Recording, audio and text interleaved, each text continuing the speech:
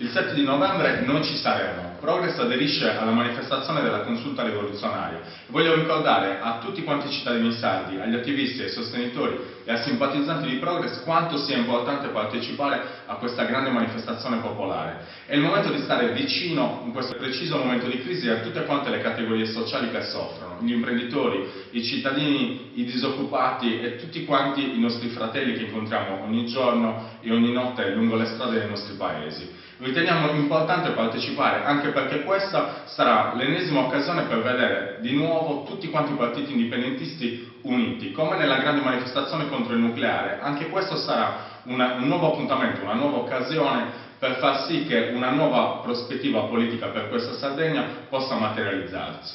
Quando calpesteremo l'asfalto e il lastricato di Via Roma, questo significherà sicuramente che una nuova visione di futuro potrà esserci. Quindi invito nuovamente tutti quanti a partecipare questo 7 di novembre per dimostrare a noi stessi e alla Sardegna che un futuro diverso può esistere.